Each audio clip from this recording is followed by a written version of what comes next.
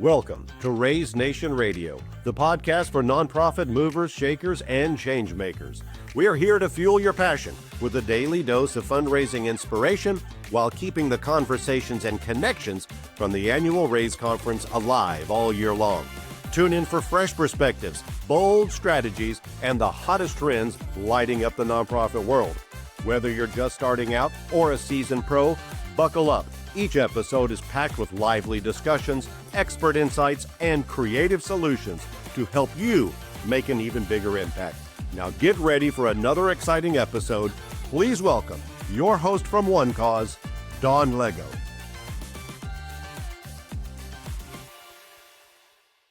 Hello, Raise Nation. I'm Dawn Lego. I'm your host of this channel. So glad you've joined us again today. Now, you might be discovering us for the first time, and that's okay too.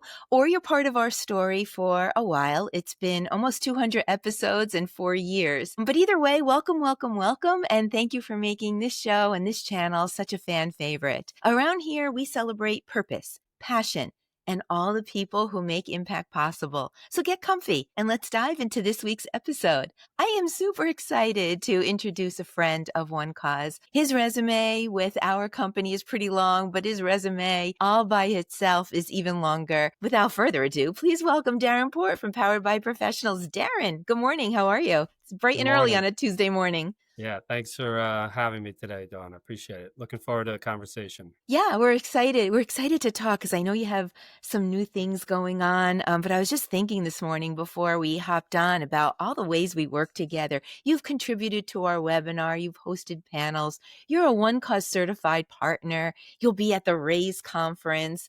There's just so much that we do together, not to mention service our mutual clients at their amazing fundraising events. So with that said, why don't you just introduce yourself and what you do and all the things about Powered by Professionals before we get into your new ventures? We want to know all about Darren Port. Definitely. Well, again, thanks, Dawn, for having me and One Cause and Raise Nation. It is a pleasure to be here. So I'm Darren Port. I'm the founder and CEO of Powered by Professionals. We're a fundraising and event management firm that I created back in 2001/2002. Wow. Almost 24 years ago.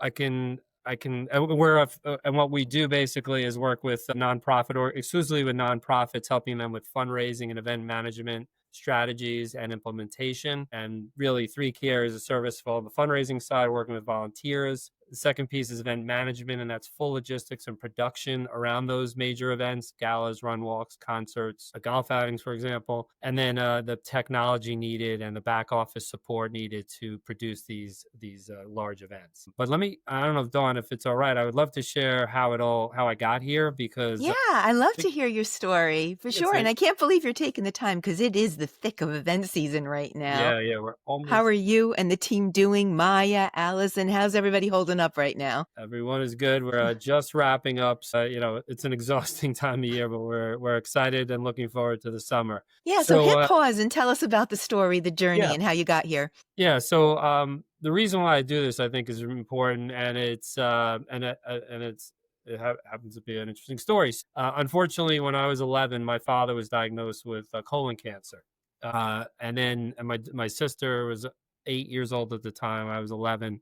He battled for 4 years and unfortunately lost his battle at 40 years old to colon cancer when I was 15. And when you go through something like that at a young age, you grow up very quickly.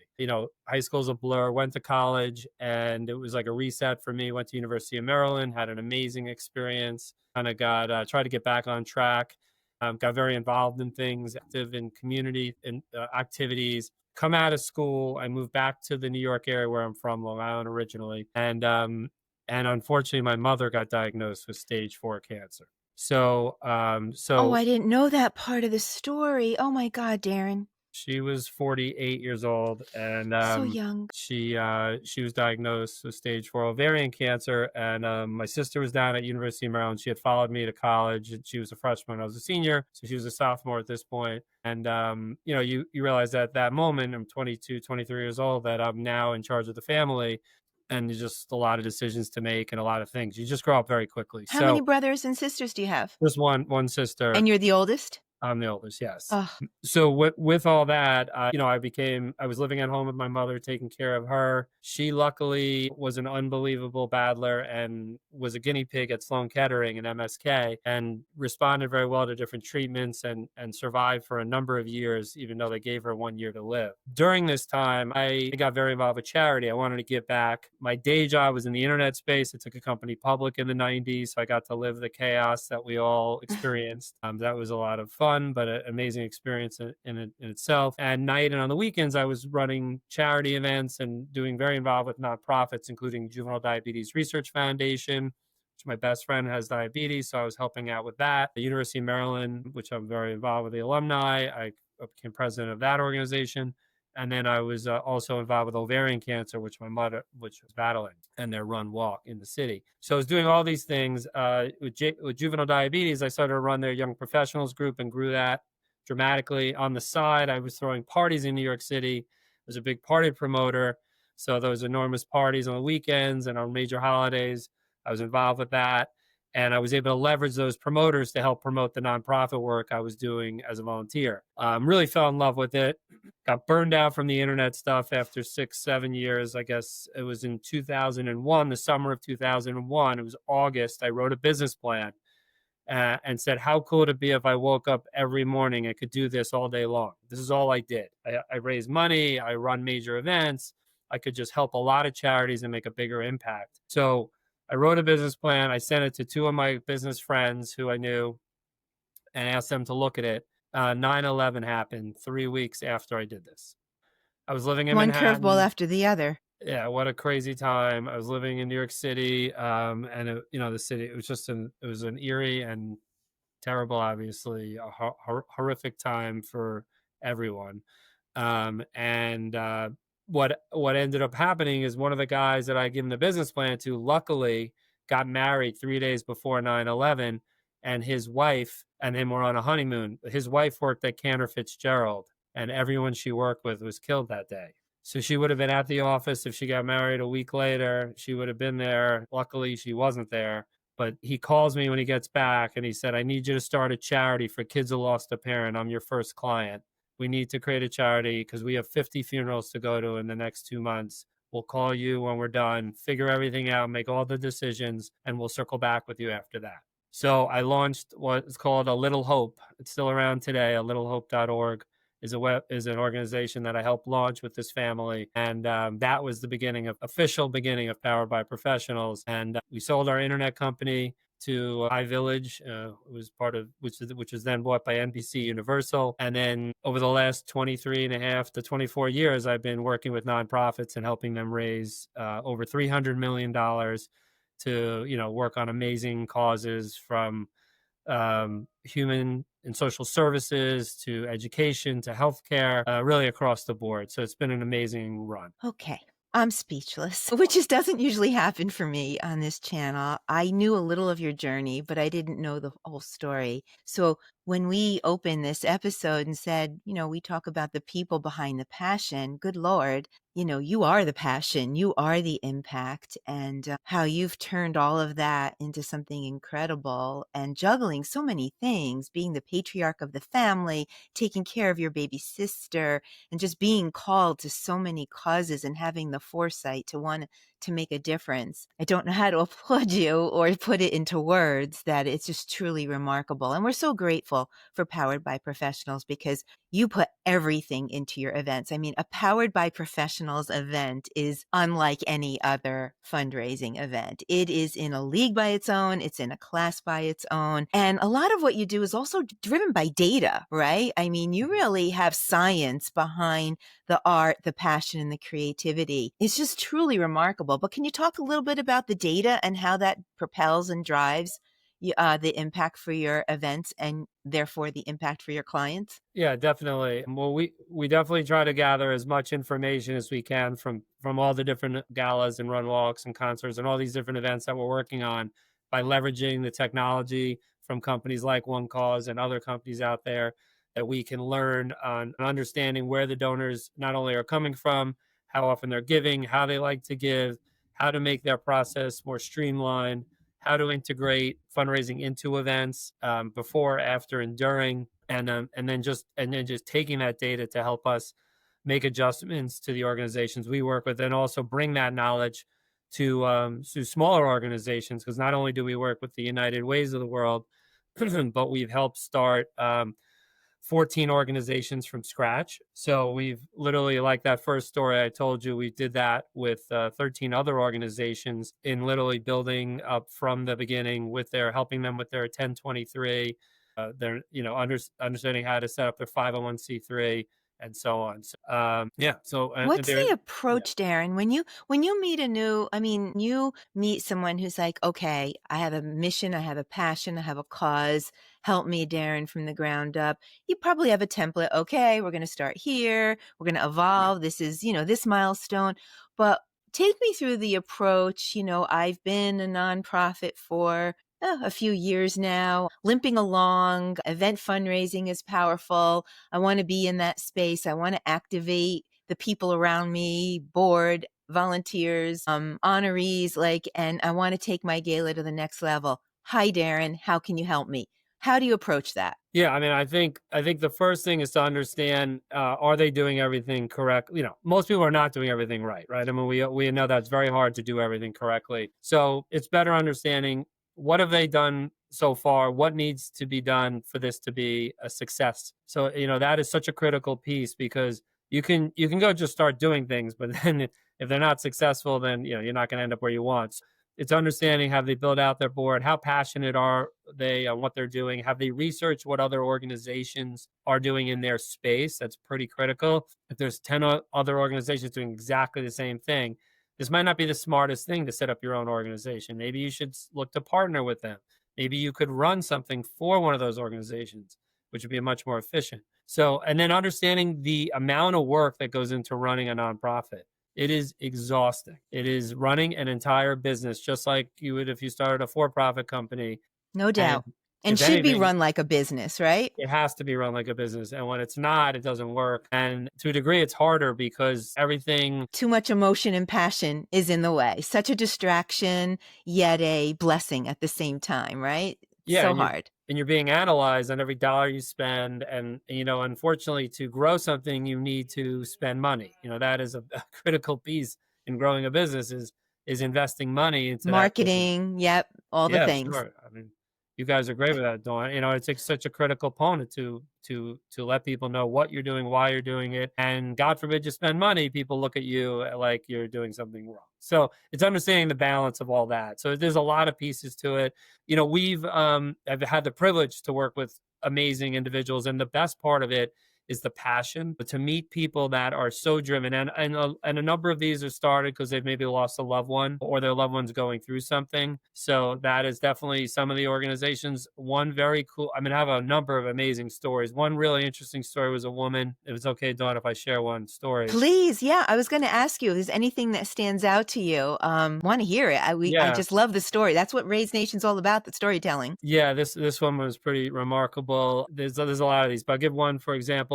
This woman, Mindy Shire, she started an organization called Runway of Dreams. And her son was having trouble getting dressed for school. And he has a form of muscular dystrophy. He would go to school and he's like, Mom, I don't want to wear sweatpants. I want to wear jeans. Everyone's wearing jeans to school. So a simple thing like that, right? That we all just kind of take for granted. He's in middle school or something, and she's like, but you're not going to be able to unbuckle you're not going to do a thing. You're going to have to have an aide go to the bathroom with you. If you do that, and they don't really fit over your brace on your ankles that you wear, it's really a problem. So she was up all night. She's a former designer. She spent the night taking a pair of jeans and saying, what if we did this, this, this, and this? And maybe he could actually wear a pair of jeans and not have to have an aide take him to the bathroom. So she literally was thinking about this, and she said, I'm going to create a charity that's going to help create adaptive clothing for differently abled or disabled individuals. Oh, beautiful. So she did, and she grew it, and we were involved in the beginning. We got to work with them on 3 different events, the first 3 events, and we raised $2.5 million over those 3 events. We partnered with Tommy Hilfiger. It was really an amazing run. And she's still going. I think I don't know the details behind it. I think she just sold the nonprofit to, like, I don't even fully understand. I'm having a meeting with her soon, but it was pretty remarkable. She's an animal, a businesswoman who just really knows what to Fierce. do. She's fierce. Yeah, she's We call it remarkable. a fearless fundraiser here at One Yeah. Cause. And Dawn, that kind of leads me into, so she's one of many who I've worked with, who we've helped kind of run and grow their organizations, who are getting involved in this new project we're working on called the Nonprofit Founders Collective. Oh, wait. Let's stop there because that's really what I wanted to. There's so many things to talk to Darren Port about, and I have so many questions for you, but I did bring you on today because I wanted to talk about this new venture specifically. Let's underscore that. What's the name of it again? The Nonprofit Founders Collective. Yeah, Is the that right? Nonprofit Founders Collective. Okay, we're going to get that in the show notes. Tell me all about it. This sounds remarkable. I'm so excited. Definitely. So yeah, the website is npfcollective.com. We'll get it on the show notes for sure. And so what we're doing is, well, this is just the beginning stages of it. We're building a community for founders like the woman I was telling you about, and all the other founders that we've worked with, but all the other founders that are out there. Realize there are, I think, 2 million plus nonprofits that are out there, and they all had a founder, if you think about it. So there are a lot of great stories. There's a lot of knowledge that can be passed along to these new organizations that are being created. And there's so many ideas and so many amazing causes that are being worked on. So what we wanted to do is bring that knowledge, bring that experience to a place where others can share and learn from a community of successful founders, and also people who are just in the beginning stages of building their organization, learning what techniques, tools you need to use for your nonprofit to be successful. Wow. I love that. I mean, why there's so many passionate people, hardworking people willing to roll up their sleeves, get it done. But as you mentioned earlier, running a nonprofit is no easy business. It does need to be run like a business. And many do start because of a loss of a loved one or an experience they might have had.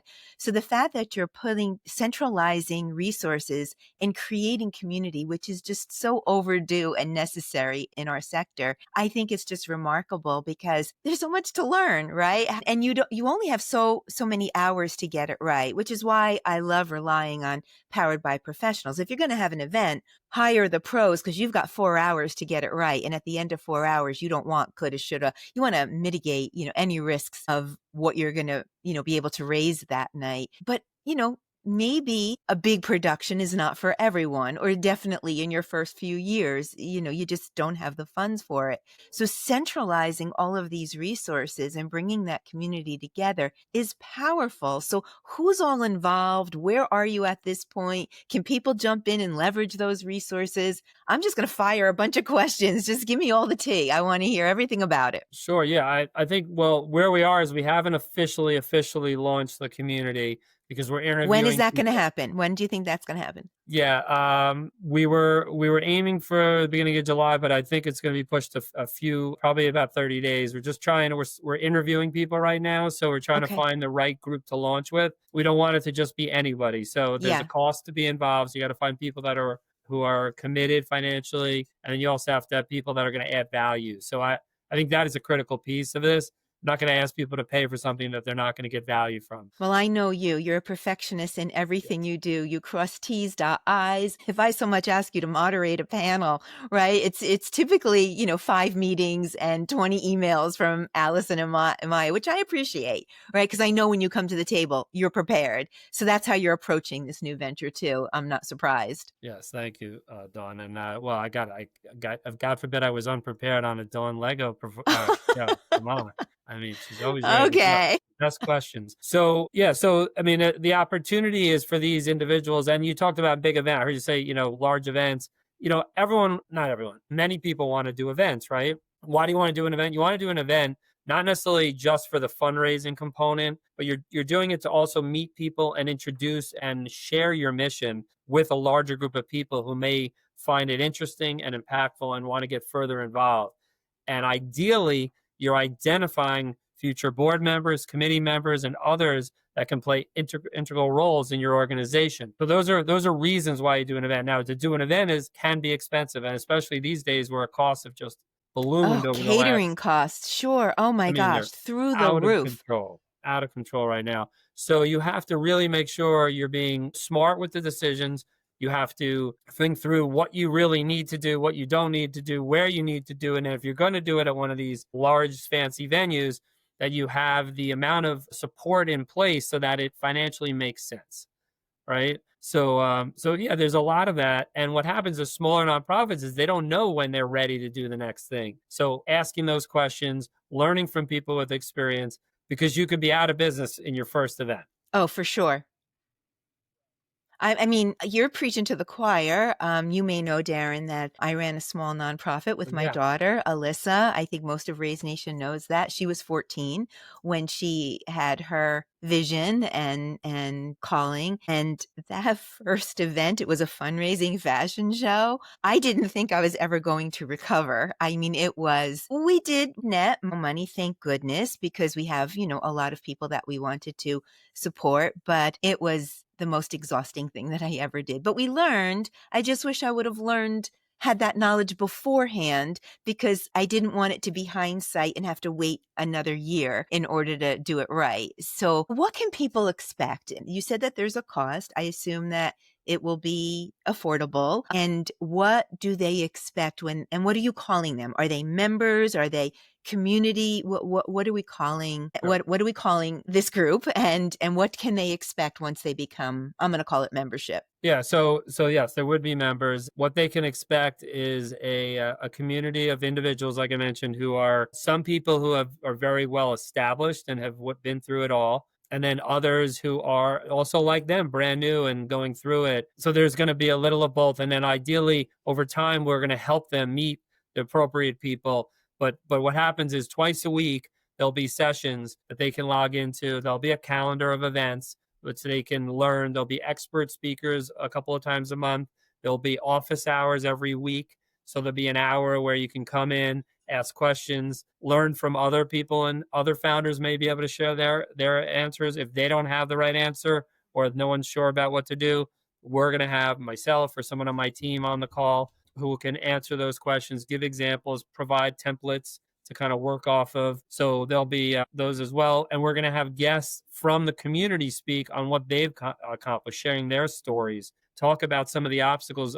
Dawn, you talked about when you did your first event and the process you took. It is not only is it exhausting because of the process of building and creating an event, it's emotional. You have to really understand how emotional this is going to be. If you're going to make the investment to create your own thing and then actually follow through on it, it is an exhausting emotional journey that you have to be prepared for. It's almost hard to prepare for, but Sure is. I mean, I've been in event planning. I've been a marketer my whole life. I've been in event planning. My husband and I had a boutique event planning firm. We did many corporate events. They're exhausting by themselves, right? Around the clock, early morning, setup, strike, labor. Once I had $10,000 worth of graphics floating in a flood that, somebody just pushed a crate on the side and the show's opening in 2 hours, right? All the things.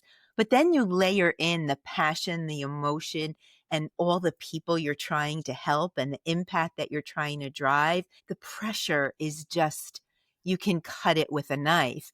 And it really can take you out if you don't have the resources. So I love the community that you're building. What I also like about it is that you're centralizing everything. I think when you're a new nonprofit, when you're a startup, grassroots, everything is a little bit in silos, right? You're like, okay, what tech do I need? And your fundraising tech, CRM tech, those are your silos. And how do I event plan? And how do I, you're just forever, it's the endless Google search, right? And you're doing all of these things in silos and you may be getting someplace, but are you connecting the dots and integrating everything so that it's a really strong foundation and it's working together? So is that something that you're solving for? It feels to me like you are. Yeah, no, definitely. I think it's understanding where the opportunities are within your group. So you may have 5 people on your board. You may have 11 people on your board.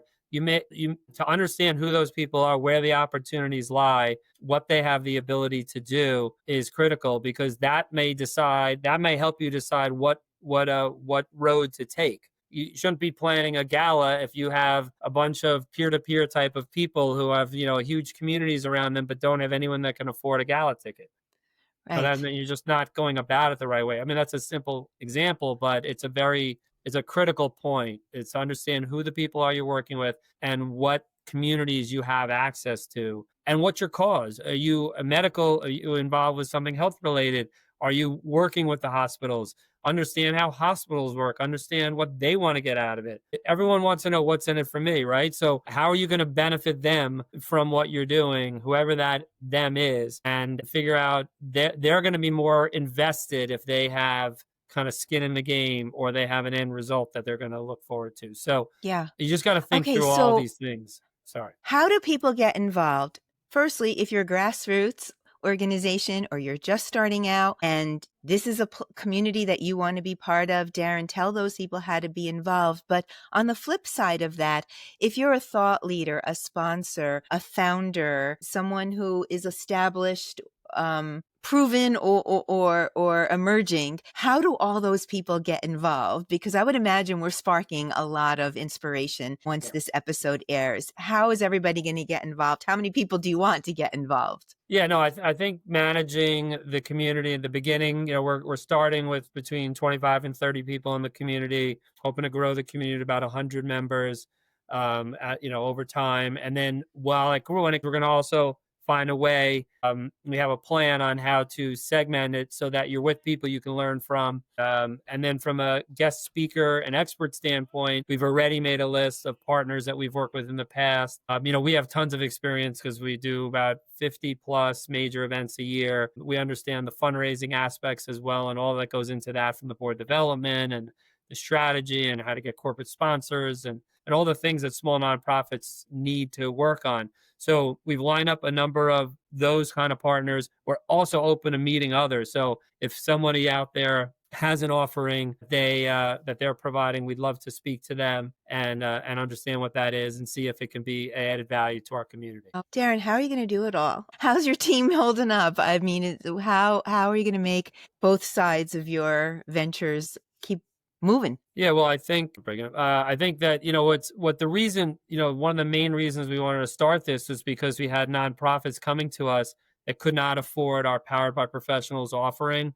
For that business. Which let's pause right there. Powered by Professionals, it's not that you're inflated or expensive, or it's just at a certain level for what it is. It's that niche based on where you're at. But there's certainly people that are above and below that threshold. So I don't want people to think that Powered by Professionals is expensive, because the value and the return on investment far exceeds, the cost. So just wanted to jump in and defend you there a little bit. But go ahead. You were saying. Well, if you're raising over $200,000 to $10 million, you understand there's going to be costs involved that are you can pay more to get the results. But if you're not sure if you're going to raise 50 or 100,000, you're not going to pay someone 40, right. $50,000. They're just not there yet. Yep. Right. So that's why, and understanding you don't need some of those services. So we really wanted to offer something for these amazing nonprofits that are growing and shouldn't spend that much money yet, but we can guide them and share with them examples, templates, and give them advice. And they can learn from other partners of ours that have worked with us. So some of these organizations that will be involved, founders, are actually clients of ours because they've grown now and they're now producing events of that size or larger. So they can share that experience and what the steps they took to get to where they are today. Incredible. And you've curated a lot of content and panelists and different things, and I just feel like everybody that you've brought into the fold is just exceptional. So there's no doubt in my mind this is going to be just exceptional, and I can't wait to have you back on Raise Nation this time next year just to see how it all evolves and grows. We're certainly going to be following your story. Is there any standout moments that you want to share, or any shout outs to your team or sponsors, or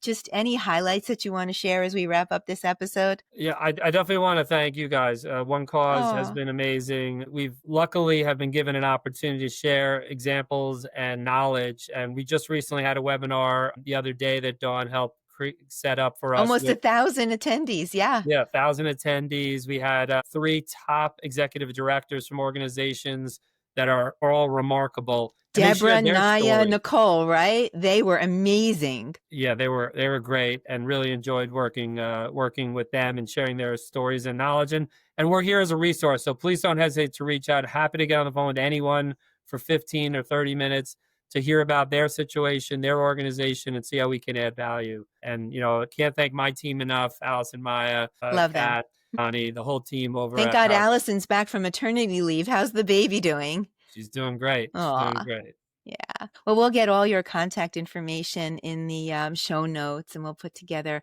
a story when this episode airs.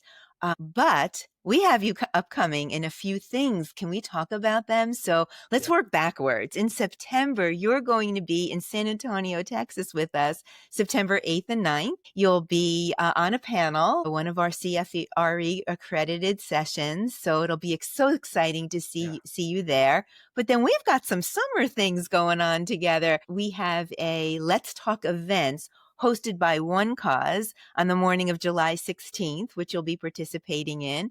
But as if that wasn't enough for, one day in July, you're also hosting a customer appreciation event. You want to talk about that? Yeah, we're having something that night, which excited to be on the panel in the morning with One Cause, and then that evening we're invited our past clients or current clients and just some friends in the industry to join us for some cocktails at a new fun space in the city in Bryant Park. So it's going to be a great night. Really, we have a number of partners involved in that event, so it'll be a fun night. I'm just looking forward to meeting more people in the nonprofit space and seeing how we can add value. Well, it started at a very young age for you in a very tragic way. But what you've turned that into, Darren, is nothing short of remarkable. Your parents' legacy shines bright and beautiful because of you, and you should be so proud. And just take a moment to breathe that in. And I hope all of Raise Nation is breathing that in as well. Please, if you need any help at all, small, large, in between, Darren is definitely your choice and your go-to resource. Anything to wrap up with, Darren, before we close out and say our goodbyes? No, but just love the opportunity to be on today, Dawn. And anyone listening, please don't hesitate if you need anything, and keep doing what you're doing. The world needs you, and keep making a difference every day. Oh, that's beautiful. Well, that is a wrap on today's episode. A heartfelt thank you to Darren Port from Powered by Professionals, and to all of you, our incredible listeners. You are the heartbeat of Raise Nation. Your stories, your passion, your impact, they're what makes this community so special. So don't be a stranger. Tune in, reach out, and maybe even join us on the show. Just reach out at hello@onecause.com. We'd love to feature your mission anytime. So until next time, you stay fearless and keep raising the nation. Bye, everybody. Fearless Fundraisers, that's a wrap for today. A heartfelt thank you to our guests for sharing their stories, insights, and expertise. And to you, our fantastic audience, for everything you do to build brighter tomorrows in our communities. We hope today's content inspires you to amplify your mission and grow your impact. Don't forget to join us for new episodes every Thursday, wherever you listen to your podcasts, or catch us on YouTube and on demand at onecause.com. And before we go, we'd love your help in growing this podcast. If you enjoyed today's episode, please follow, and subscribe to Raise Nation Radio. Share it with a friend, and please leave us a review so we can continue delivering content that inspires and empowers. Raise Nation Radio is produced in partnership with One Cause, your go-to for digital fundraising solutions that connect nonprofits with their donors and drive results. Visit onecause.com or scan the QR code to schedule a one-to-one with their fundraising experts and explore the latest tools and innovations to help you reach more and raise more. Plus, be sure to check out their extensive catalog of free resources to support your mission. All the links are in the show notes. Raise Nation Radio is inspired by the annual Raise Conference, presented by One Cause. We'd love to see you in person at the next Raise event in September. It's a 2-day experience featuring over 35 CFRE accredited sessions, dynamic speakers, and the latest innovations from our sponsor pavilion, and priceless networking opportunities. And while you're there, don't miss the Fearless Fundraiser Party. It's where memories are made and lifelong friendships are formed.